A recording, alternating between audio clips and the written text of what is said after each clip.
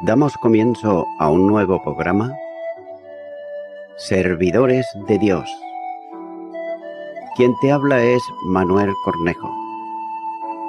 Estaré compartiendo la palabra de Dios y lo haré de una manera expositiva, versículo a versículo. Y en esta ocasión será en la primera carta a los Corintios, capítulo 7 y versículo 12, donde dice: Y a los demás yo digo, no el Señor, si algún hermano tiene mujer que no sea creyente y ella consiente en vivir con él, no la abandone. El párrafo comienza con una advertencia del apóstol sobre lo que sigue, que este mandamiento no procede de las enseñanzas del Señor, sino establecido por el apóstol en la autoridad apostólica que le corresponde. Cuando dice que no es del Señor, ha de entenderse que no trató esto Jesús porque no se daba en su tiempo, ni tampoco en el entorno social en que él enseñaba. Y note cómo aquí se dirige a los demás, eso es, a los casados, que no están comprendidos en lo que antecede, de matrimonios entre cristianos para pasar a considerar los matrimonios mixtos, es decir, de uno que es creyente con un incrédulo. También debe de entenderse que esto se produce cuando los cónyuges, siendo los dos incrédulos, uno se convierte y el otro persiste en la incredulidad. Es por eso que lo que el apóstol establece para estos casos es, sin duda, respondido a una pregunta que le habían formulado desde la iglesia en Corinto. Eran las inquietudes que tenían respecto a los matrimonios mixtos, ya que esta situación no consta en la Escritura, de ahí que no hay mandamiento de parte del Señor. El matrimonio no importa la condición específica de los cónyuges, en una relación indisoluble, conforme a Dios, de modo que persiste aquí la enseñanza general de no separación o divorcio entre ellos. ¿Acaso pudiera darse el caso de que, en un malentendido de la verdad bíblica y tal vez en el abuso de la también malentendida libertad cristiana, un marido creyente encontrara en la condición incrédula de su mujer un motivo para separarse de ella? Pero el apóstol había enseñado que el creyente es miembro del cuerpo de Cristo y que el incrédulo no lo es. Por tanto, podría usar eso como pretexto para separarse de la esposa, en ocasiones, con otra intención, buscando la justificación en la incredulidad de la mujer. Pero note que Pablo responde que si ella, la persona incrédula, consiente en seguir viviendo con el creyente en todo el sentido de la palabra matrimonio, que no la abandone. Por otro lado, este verbo se usaba en algunas fórmulas del divorcio en el contexto de la sociedad romana. Pero el creyente debe de seguir viviendo con ella, que es la connotación del verbo.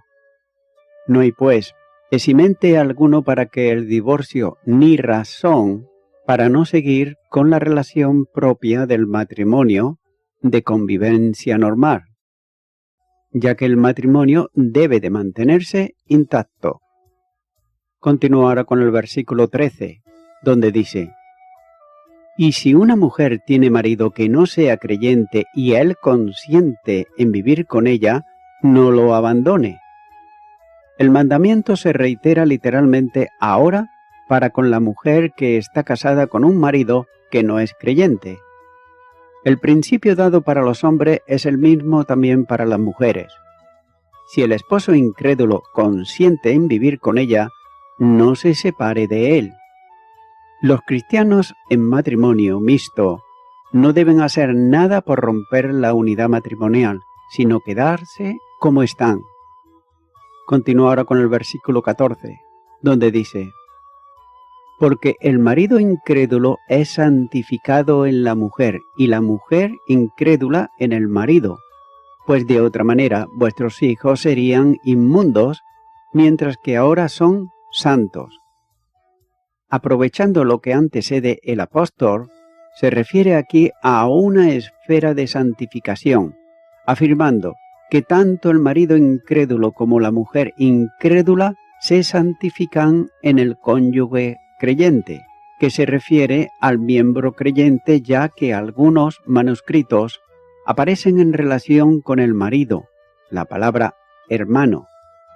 Note que esta afirmación genera ciertas dificultades en la interpretación que deben ser consideradas, ya que santificar tiene 3 aplicaciones en el Nuevo Testamento.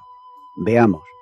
La primera, denota limpiar, hacer limpio algo o a alguien, cuando dice: mas por él estáis vosotros en Cristo Jesús, el cual no ha sido hecho por Dios sabiduría, justificación, santificación y redención.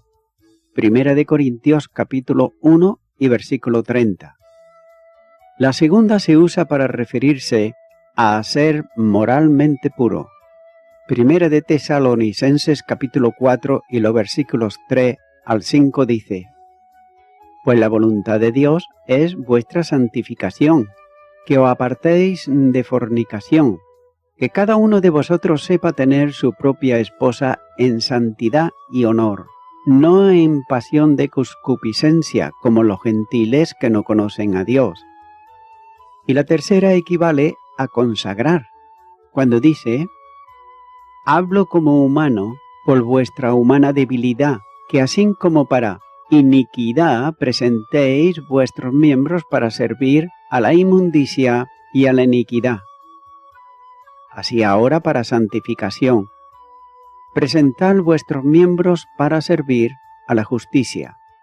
Romanos capítulo 6 y versículo 19. Así pues, no puede entenderse aquí en el sentido de limpiar, ya que la salvación como limpieza del pecado no se produce por relación entre creyentes, como entre el Salvador y el pecador. Pero tampoco puede tomarse en el sentido de purificación moral, puesto que la intimidad entre el creyente y el incrédulo, aún en el sentido más absoluto como el matrimonio, en el que los dos son una sola carne, no hace puro al incrédulo, que sólo se alcanza por la regeneración del Espíritu Santo y no por las relaciones humanas. Con todo, la interpretación más habitual tiene que ver con esta segunda opción, entendiendo que hacer moralmente puro no implica un cambio íntimo, sino externo, ya que los cónyuges infieles son santificados como consecuencia de estar en una esfera de bendición propia del cónyuge creyente, participando de las enseñanzas del Evangelio y en alguna medida también en su ética. El infiel no obligaba a ir al creyente a involucrarse en las formas idolátricas, sino que él mismo asistía a las reuniones de la iglesia local. Así que, con el tiempo, el creyente de los dos esposos puede conducir al incrédulo a Cristo, y quien no era salvo llegaba a serlo. No es por supuesto que el cónyuge cristiano santifica al que no lo es, sino que en la intimidad y relación del matrimonio el cristiano hace experimentar al que no lo es la influencia de la vida de santidad. Y también este mismo pensamiento está, por ejemplo, en Henningsen, cuando escribe sobre esto y dice: Pablo no está diciendo que el cónyuge gentil tenga una relación personal con Cristo, pues si así fuera, no sería llamado incrédulo. Con todo, la conducta de esta persona se ve afectada por la de su pareja cristiana. El incrédulo acepta vivir con un cristiano en quien mora el Espíritu de Dios, cumple con las obligaciones de la institución del matrimonio, como señala Génesis capítulo 2, versículo 24, y mantiene intacto el matrimonio en obediencia al mandato de Cristo, como señala Mateo capítulo 19, versículo 6. ya que ambos viven en un ambiente de santificación porque el hogar es consagrado por la lectura y la aplicación de la palabra de Dios y por la oración. Pablo también declara que los hijos, nacidos en ese hogar, antes o después de la conversión de uno o de los otros cónyuges, son santos. Y hasta aquí el comentario de Hendriksen. Es posible aceptar esa interpretación, pero al estudiar el texto surge una más sencilla. Lo más consecuente con todo el pasaje es entender las palabras en el sentido más literal. Pablo está hablando en el párrafo del matrimonio y sus problemas. Es por eso que el apóstol enseña que el creyente no debe separarse del incrédulo, siempre que éste consienta en ello. La unión entre incrédulos y creyentes no es conforme a la voluntad de Dios. Esto debe de tenerse bien en cuenta. Como señala la segunda carta a los Corintios, capítulo 6, versículo 4, donde dice: No unéis en yugo desigual con los incrédulos, porque ¿qué compañerismo tiene la justicia con la injusticia? ¿Y qué comunión la luz con las tinieblas? Y también el capítulo 7, versículo 1 de esta misma carta de segunda de Corintios dice: Así que, amados, puesto que tenemos tales promesas, limpiémonos de toda contaminación de carne y de espíritu, perfeccionando la santidad en el temor de Dios. Sin embargo, la relación matrimonial entre este caso queda santificada por el creyente, cuando el incrédulo consiente en vivir con él. Siendo esta una relación santificada, puesto que ambos están viviendo conforme a lo que Dios estableció para el matrimonio, no es lícita en el caso la separación, sino el mantenimiento del compromiso de vida en comunión. Y el apóstol complementa y también cierra la enseñanza con otra frase que, como la anterior, resiste ciertas dificultades interpretativas, pero que refuerza el argumento anterior. Note que ningún hijo llega a ser santo en el sentido de salvo, por haber nacido de creyentes, sino cuando él mismo cree. Los hijos de infieles son apartados de los caminos del Señor, por tanto son inmundos, en el sentido espiritual de la palabra. En cambio, los hijos de creyentes, o por lo menos de un padre o madre creyente, son instruidos y conducidos por el cristiano conforme al Señor y son santos en el sentido general de la palabra, porque viven una vida separada de la pecaminosidad del mundo, propia de quien es santo. Siendo santificado el matrimonio anterior, entre un fiel y un infiel, los hijos habidos en el medio santificado por Dios para ello son santos, porque se ajustan a la voluntad de Dios, como dice Génesis capítulo 1 y versículo 28 la primera parte, y los bendijo Dios. Se admite que los hijos de creyentes son santos en el sentido no de salvación, sino de legitimidad, siendo orientado hacia el Señor. De igual modo, lo sabido en el matrimonio de un creyente con un infiel, siempre que éste consienta en vivir en comunión, sin oponerse a la fe. Por consiguiente, es un argumento más para evitar la separación del matrimonio, aunque uno de ellos no sea creyente. Continúo ahora con el versículo 15, donde dice: Pero si el incrédulo se separa, sepárese, pues no está el hermano o la hermana sujeto a servidumbre, en semejante caso, sino que a paz nos llamó Dios. El creyente debe mantener el matrimonio con el no creyente, siempre y cuando éste consienta. Sin embargo, pudiera ser que el no creyente tomase la decisión de abandonar al creyente. En este caso, es necesario apreciar que la separación procede siempre del infiel y no del creyente. Para el creyente sigue el mandamiento dado antes, en los versículos 12 y 13. Pero en este caso el incrédulo decide separarse del creyente a causa de su fe. Note que Pablo no considera otro motivo de separación, ya que el apóstol dice que si el no creyente se va, que lo deje ir, que no se oponga a esa decisión.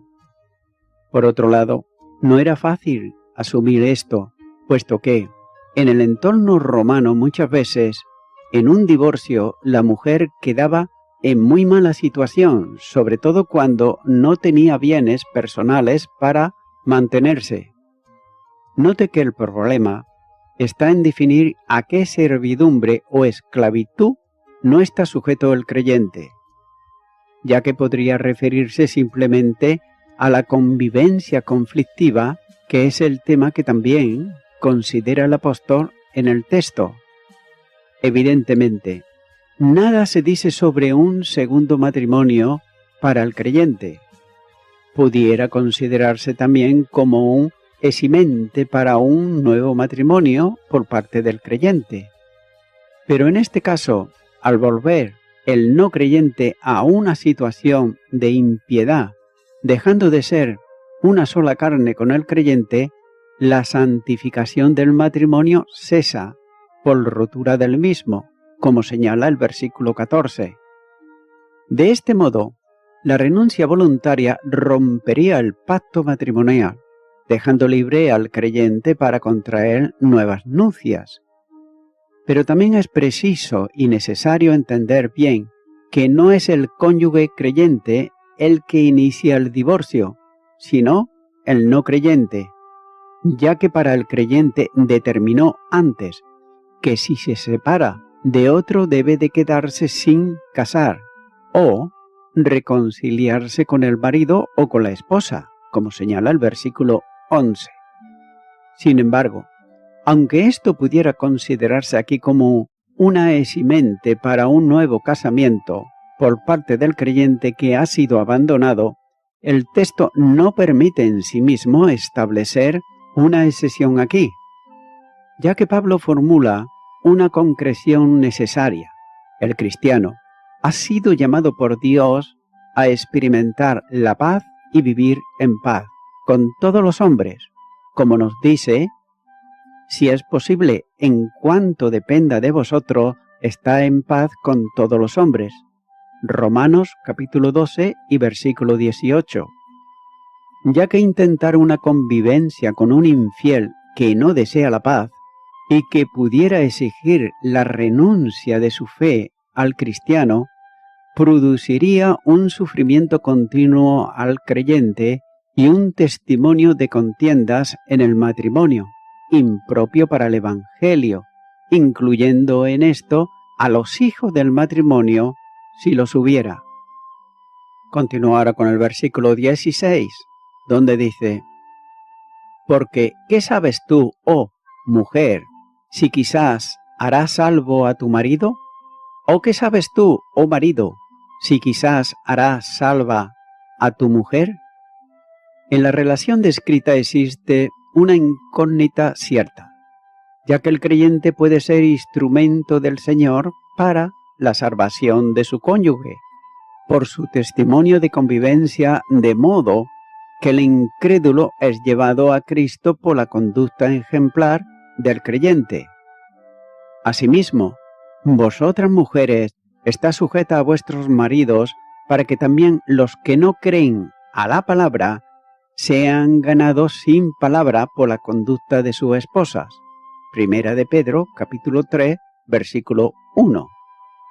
Pero esto no se sabe nunca si ocurrirá con el marido o con la esposa no creyente, por el hecho de vivir juntos. Es posible que el apóstol esté diciendo al creyente que ve cómo su cónyuge le abandona. No te aflijas si se va, porque no sabes si habrás podido servirle ya de bendición. El control de todo esto no está en las manos del cristiano, sino en las manos de Dios. El pensamiento más próximo es la paz, que debe reinar en el hogar y, por tanto, si la convivencia con un infiel origina conflictos, El creyente no es esclavo en esa situación y por tanto no debe procurar retener al incrédulo, de modo que, si se marcha, que se marche. Es decir, se aconseja al creyente que no viva en una continua esclavitud, porque no sabe si esto traerá como consecuencia la salvación del incrédulo. Esta enseñanza, y note esto, es tanto para un creyente como también para un incrédulo. Y voy concluyendo con esto. Si había algunas parejas cristianas en la iglesia en Corinto que pensaron que serían más espirituales si se divorciaban, señalado en esta carta en el capítulo 7 y los versículos 10 y 11, ¿qué hay entonces de los cristianos corintios casados con no creyentes? Ciertamente pensaron los corintios, Dios no puede ser glorificado si estoy casado a un o a una no creyente. Por amor a la espiritualidad debería de divorciarse. Pero note que a esto, dice Pablo, no lo abandone. Esta preocupación espiritual es una razón, y lo es urgente y también válida, para no casarse con uno o con una no creyente, como señala la segunda carta a los Corintios capítulo 6 versículo 14, cuando dice: no os unáis en yugo desigual con los incrédulos, porque ¿qué compañerismo tiene la justicia con la injusticia? ¿Y qué comunión la luz con las tinieblas?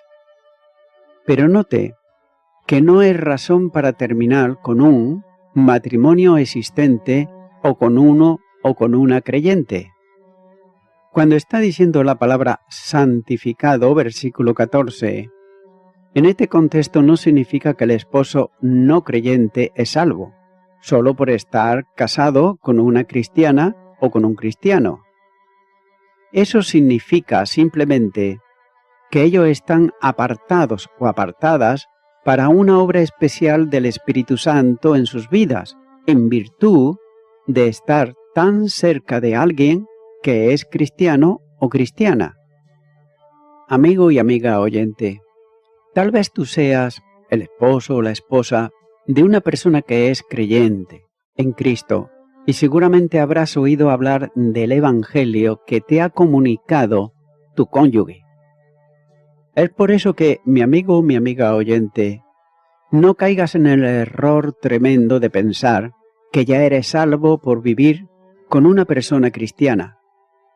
Pero tampoco caigas en la trampa de pensar, bueno, más adelante tomaré la decisión y ya veremos, ya que tú ni nadie sabe si mañana estarás vivo o no lo estarás.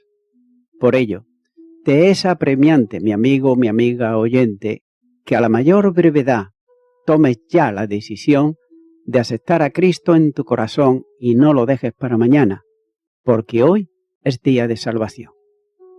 Ora conmigo y repite, si nunca antes lo has hecho, esta oración para recibir a Jesucristo en tu corazón. Ora y di conmigo: Señor Jesús, me ha sido anunciado el Evangelio muchas veces y también muchas veces lo he rechazado, pero en este momento quiero aceptarte a ti, Jesucristo, como mi único y suficiente Salvador. También me arrepiento de todos mis pecados y prometo serte fiel a ti y que mi casa sea una casa donde tú reines en mi matrimonio, en mis hijos y en todo lugar. En el nombre de Jesús. Amén.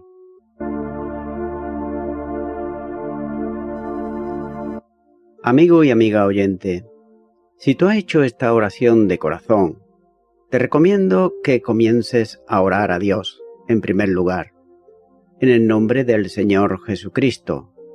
Orar a Dios no es rezar, sino que es hablar con una persona. También te recomiendo que leas la palabra de Dios y lo hagas a diario.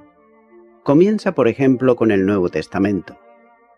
Y también, por último, te recomiendo que para que puedas crecer espiritualmente, te congregues en una iglesia cristiano-evangélica. donde se predique, se enseñe y se practique la sana doctrina y la palabra de Dios. Congrégate ahí y con el tiempo podrás crecer espiritualmente y también servir al Señor Jesucristo. Que Dios te bendiga. Y a toda la audiencia, nuevamente ya me estoy despidiendo de todos ustedes y será hasta el próximo programa. Que Dios os bendiga a todos.